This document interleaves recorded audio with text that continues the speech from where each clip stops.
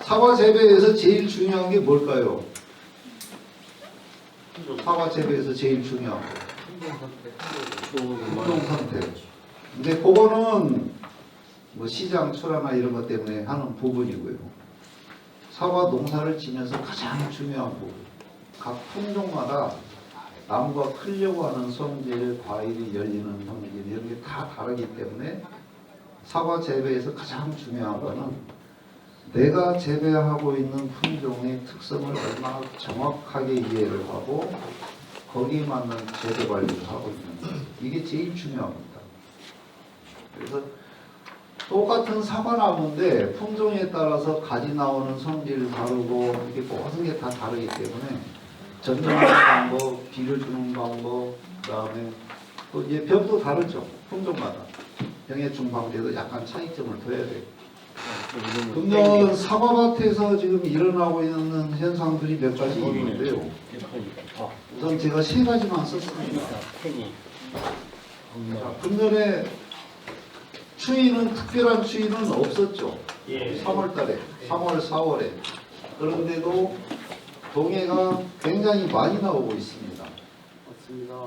그리고 동해를 입으면서 바로 따라오는 게 나무종이죠. 그러면은 커다란 추위도 없었는데 그럼 왜 이렇게 동해가 유목에서 특히 이렇게 심하게 많이 발생되고 있을까요? 지금 금년에 동해가 많이 발생된 이유는 몇 가지로 볼 수 있는데 첫 번째는 지난해 날씨예요. 비가 겨울에 작년에 비가 징그럽게 왔죠. 예.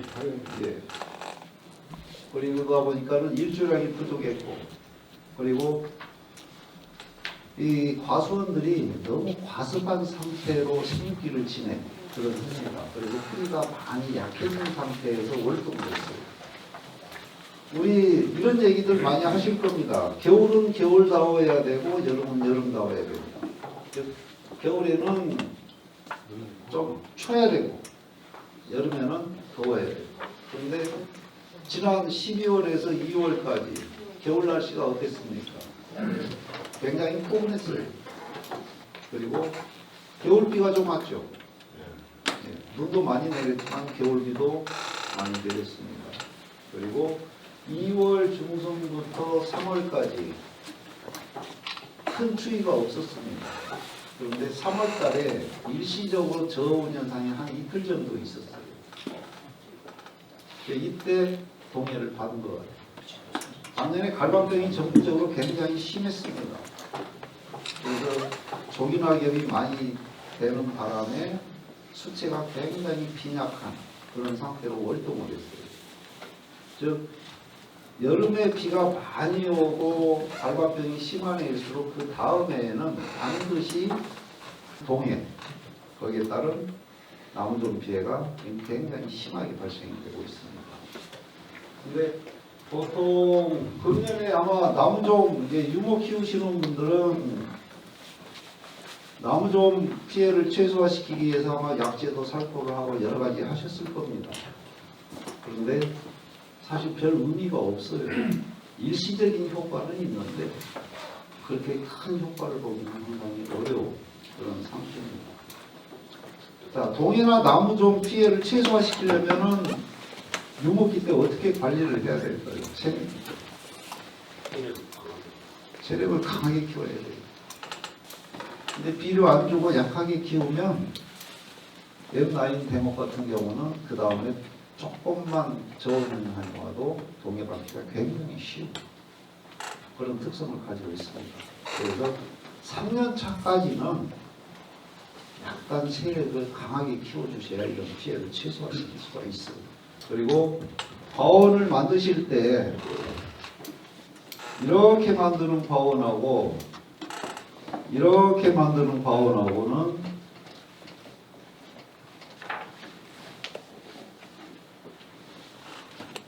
피해 보는 정도가 달라요. 이렇게 평면으로 수평으로 만들어서 그냥 여기다 나무를 심은 경우는 특히 동해 피해가 금년에 많아요. 그런데 이렇게 두둑을 형성해서 심은 파원들, 이런 파원들은 동해가 전혀 없는 것은 아닙니다. 동해는 있는데 어떻게 평면으로 심은 파원보다 훨씬 피해율이 적어요. 그건 왜 그러냐? 비가 아무리 내려도 뿌리는 여기 있습니다. 근데 얘는 여기 있고, 얘는 비가 많이 오고 계속 내리면 뿌리가 물속에서 완전히 폭 잠겨 있는 거예요. 근데 이거는 이 부분은 물에 안 잠깁니다. 표면 배수는 그래도 잘 익어져 있고요. 그래서 상대적으로 이런 두둑을 만들어서 심은 과원들이 뿌리가 건강해요. 그래서 동해 피해가 훨씬 적은 그런 상태를 보이고 있습니다. 그래서 앞으로 과원을 더 하실 분들은 조금 불편하더라도 두둑은 좀 반드시 만들어서 심어주시고, 그리고 두둑을 만들면 좋은 점이 상당히 많이 있어요. 불편한 거는 나중에 이제 작업할 때 약간 불편한 그런 정도가 있지, 우리가 보통 대목을 이만큼 노출해서 심어요. 요거 심을 때. 그러면은 평면으로 심으면은 되게 가라앉죠. 가라앉으면 나중에는 여기까지 묻혀요. 그러면 이건 수세가 강해질 수밖에 없어요. 수세를 안정시키려면 여러 가지 이제 방법이 있는데, 제일 첫 번째 쉽게 할 수 있는 게 대목을 노출시켜주는 거거든요. 근데 이렇게 돼버리면 대목 노출시킬 수가 없어요. 근데 이렇게 두둑을 만들면 이거는 굉장히 수월해요. 그래서 이런 수세 관리, 또 비가 많이 왔을 때 이런 습해를 받는 정도, 이런 것들이 차이가 상당히 많이 있기 때문에 가급적이면 두둑을 크게 불편하게 하는 정도까지는 두둑을 형성을 해서 만들어 주시는 것이 훨씬 더 나무 관리하는 좋은 그런 효과를 보실 수가 있을 겁니다. 자, 그 다음에 이제 일부 중생종도 그렇지만은 특히 후지가 젖은 현상이 좀 강합니다. 개화량 부족, 즉 해거리 현상. 작년에는 전국적으로 바닥열실 시켜서 금년에 해거리가 온 과원 비율은 굉장히 낮아요. 작년에 전국적으로 착과량이 굉장히 부족했기 때문에 바닥열실 시켜서 해거리가 온 과원은 그렇게 많지는 않습니다. 그런데 금년에 꽃이 상당히 많이 부족했어요. 우리가 1월 상순에 동천진흥청에서 품종별로 화합나이를 발표를 하거든요. 그런데 보면은 홍로는 지난 겨울에 꽃눈 조사를 해보니까 홍로는 100개 중에 75개가 확실한 꽃눈이었고, 후지는 100개 중에 54개가 꽃눈이었어요. 즉 거의 절반이 꽃눈처럼 생겼지만 꽃이 아니고 잎눈인 상태로 활동하는 그런 경우라고 볼 수 있습니다. 근데 우리가 요 기준은 60%를 기준으로 삼습니다. 즉 화합분화율이 60%만 넘으면 전정할 때 크게 걱정 없이 강전정을 해도 되는 그런 수준으로 우리가 얘기를 합니다. 그런데 60%만 넘으면 강전정을 하고 즉 꽃수를 줄이는, 그래서 개화 이후에 착과시키고 나서 적과할 때 적과일수는 최소화시킬 수 있는 그런 전정을 할 수가 있어요. 그런데 60%가 안 되면, 이렇게 54% 정도밖에 화합분화가 안 됐다 그러면 이거는 약전정을 하고 나눠서 전정을 하시는 게 좋아요. 1차 전정은 주로 측지 소금 전정을 하고, 그 다음에 결과지는 약하게, 즉 꽃을 최대한 많이 남겨놓은 전정을 하는 것이 좋아요. 그리고 2차는 바다에서 개화기 때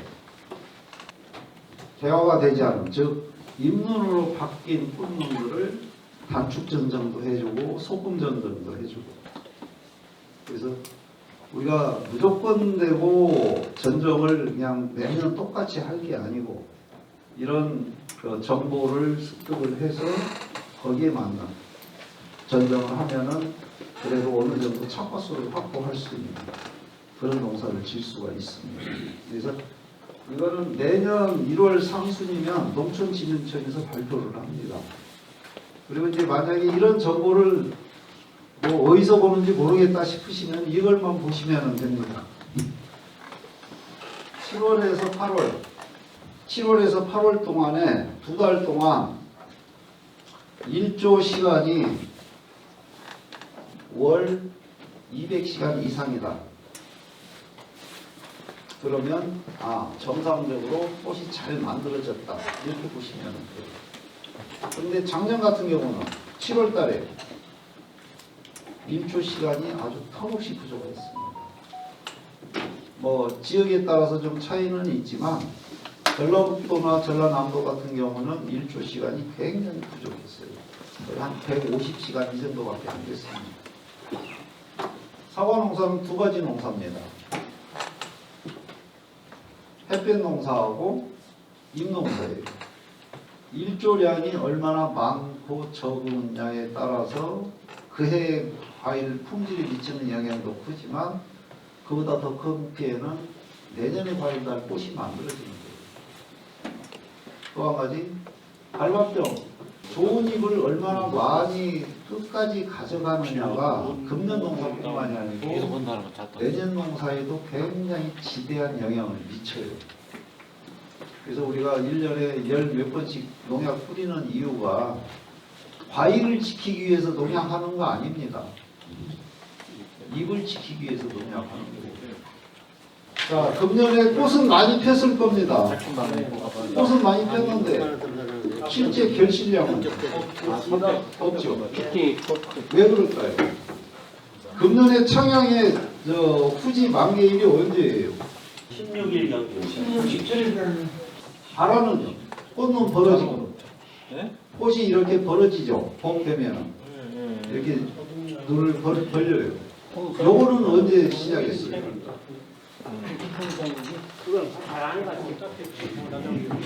그걸 봐야 돼요. 꽃은 많이 폈는데 결실량은 좀 부족한. 물론 그렇다고 해서 꼭 필요한 숫자가 안 나오는 것은 아니에요. 그럼 왜 이렇게 꽃핀 양에 비해서 결실량이 부족하냐? 여기에서 여기까지, 즉 발화에서 전엽되고 전엽에서 개화까지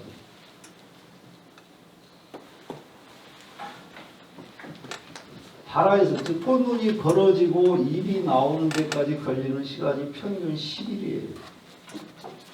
평균 10일. 그리고 전엽이 되고 즉 단단한 녹내기 때 여기에서 꽃필 때까지 걸리는 시간이 15일이에요. 그래서 발화에서 첫 꽃 필 때까지 평균 25일이 필요합니다. 근데 금년에는 4월 둘째 주 금, 토, 일 전국적으로 뭐 지역에 따라서는 30도까지 올라갔습니다. 4월 초에. 예. 여기도 그랬을 거예요. 그때 온도가 급격하게 올라가면 여기에서 여기까지 기간이 굉장히 짧아져요. 요 기간이 충분히 충족이 돼줘야 암술이나 수술이나 이런 것들이 정상적으로 발달을 해서 폈을 때 이게 수분 수준이 잘 되는 그런 꽃들인데 금년에는 이 기간이 한 12일 정도밖에 안 됐어요.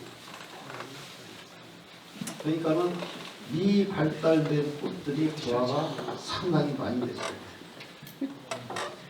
그러니까는 수정이 안 되고 아마 지금 꽃잎이 다 떨어지고 적과하려고 해서 보면은 이게 화탁이 이게 딱 앞으로 들어야 되는데 이게 벌리고 있고 그 다음에 적과하기 전에는 암술이나 수술이 어느 정도 여기에 붙어 있어야 돼요. 근데 이게 없어요. 요거는 이제 기형과가 되든 악과가 되든 그렇습니다. 우수수 떨어지죠. 그게 올해 제일 큰 요인이 4월 보온입니다.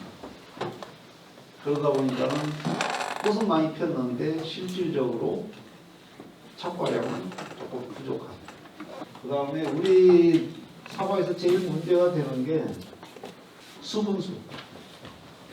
여기는 이제 품종 구성들이 각 과업마다 어떻게 되어 있는지는 모르지만 수분수가 부족해서 과일이 안 달리는 경우가 굉장히 많습니다.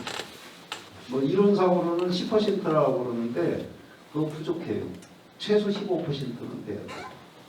즉 후지가 1000주면 수분수 역할을 해줄 수 있는 홍로나 아리수 이런 품종들이 최소 150주는 주변에 심겨져 있어야 과일이 제대로 달려요. 그래서 여기도 개화량에 비해서 착과량이 좀 부족한 그런 현상이 매년 지속이 된다면 내 과원의 품종이 어떻게 구성이 되는지를 한번 검토를 해보시고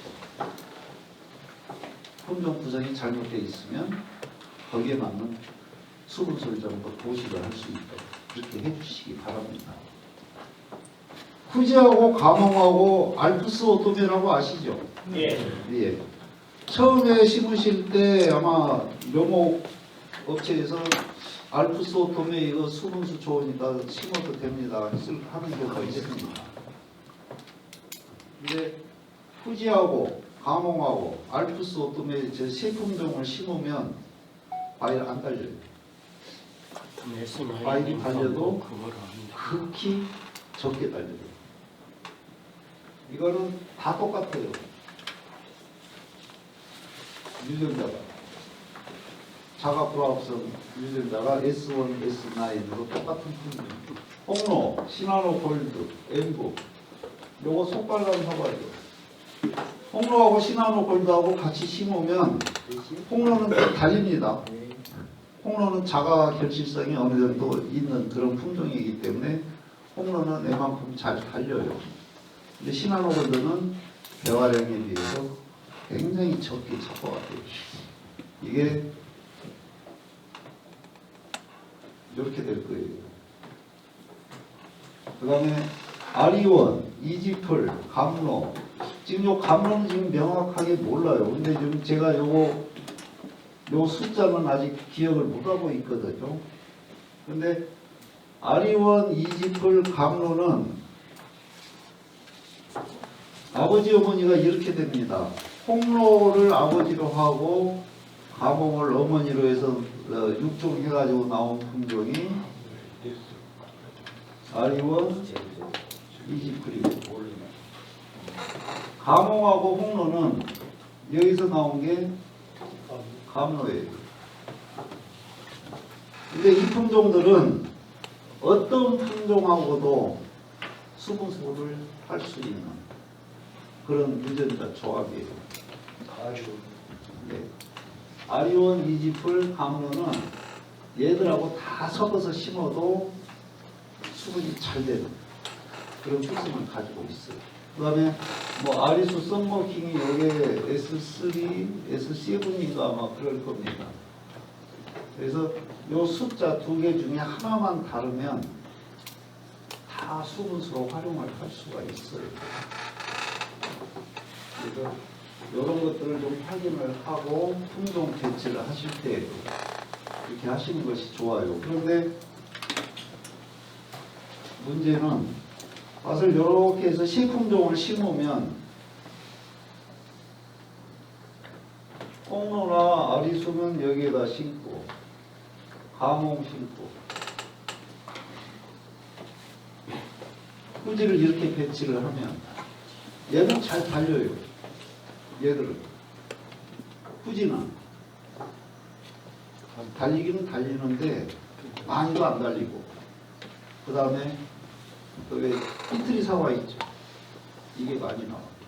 그래서 이렇게 신품종을 배치를 하시려면은 과연 어떤 품종을 가운데다 심어야 다 착과가 잘 됩니다. 또 과일 모양도 예쁘게 나옵니다. 이렇게 바뀌어야 되죠. 이거는 같은 유전자 형질을 가지고 있기 때문에 수분세 발을 못해요. 그래서 수분수로 쓸 수 있는 품종을 가운데다 심어요. 이게 품종 배치하는 것도 상당히 중요합니다. 수분수는 가운데다 심는 것이 서로를 위해서 좋은 것입니다. 그 다음에 자, 과원이 이렇게 있습니다. 경사지 과원이에요. 여기다 사과를 심고 싶어요. 품종은 이렇게 심고 싶어요. 홍로, 가몽, 후지 이렇게 세 품종을 심고 싶어요. 이렇게 나눕니다. 제일 아래에는 어떤 품종을 심는 게 제일 좋을까요?